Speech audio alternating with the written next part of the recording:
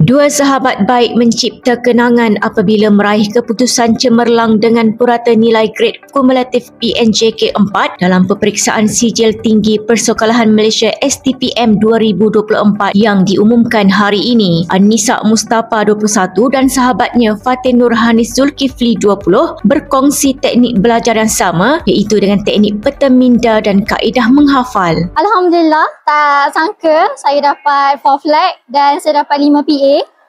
Syukur Alhamdulillah sebab usaha tu tidak akan pernah mengkhianati hasil, orang cakap kan.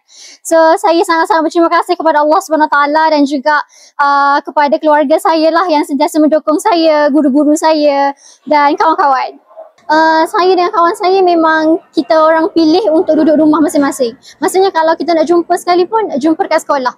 Buat study group sendiri, baca tu baca ni sama-sama. Kalau kata saya tak boleh nak hafal, okey dia akan bagi tahu saya. Okey macam ni, Nisa macam ni. Kalau macam yang saya boleh teruskan lagi, okey saya cubalah buat lagi, baik lagi.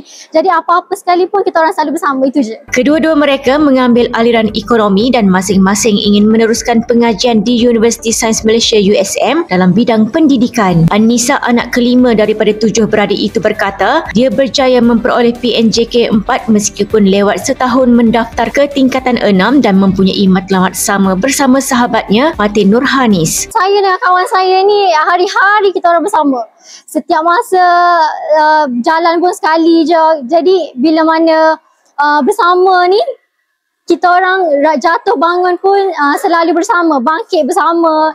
Orang kata kalau macam nak hidup pun, mungkin nak hidup semati dengan dia je. Sebabnya dia kawan saya dan dia jugalah yang bantu saya dari segi apa pun. Kalau kata nak berjaya seorang-seorang tu tak suka juga, tak best lah. Jadi kalau berjaya dengan kawan ni, dia lain lah sikit vibe dia tu. An-Nisa berkata ibunya Sabariah Omar 58 bekerja sebagai tukang jahit adalah sumber kekuatannya untuk berjaya. Sokongan ibu bapa, ibu dengan ayah saya dah tak ada ayah.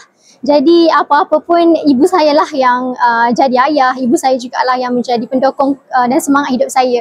Masa orang kata pembakar semangat saya tu memang tak lain tak bukanlah idola hidup saya, ibu saya sendiri. Sementara itu, anak pemandu lori Fatin Nurhanis berkata kesusahan hidup bukan penghalang untuk memperoleh kejayaan. Alhamdulillah saya mendapat 4 flag dalam SPTN atas segala usaha, doa dan juga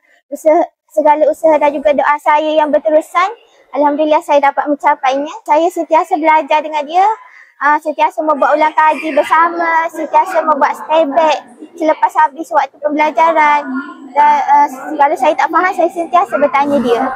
An-Nisa dan Fatin Nurhanis adalah antara 11 pelajar cemerlang STPM 2024 di SMK Tengku Panglima Raja. SMK Tengku Panglima Raja adalah sekolah terbaik di Kelantan, manakala 3 pelajar STPM 2024 di sekolah tersebut iaitu Nur Amalina Osman, Nur Najwa Syafina Muhammad Rizwan dan Muhammad Irham Mazlan dinobatkan sebagai pelajar terbaik kebangsaan. Nik Nur Zakia Abdullah bersama juru kamera Izzatul Azma Sanusi, Berita iMedical TV.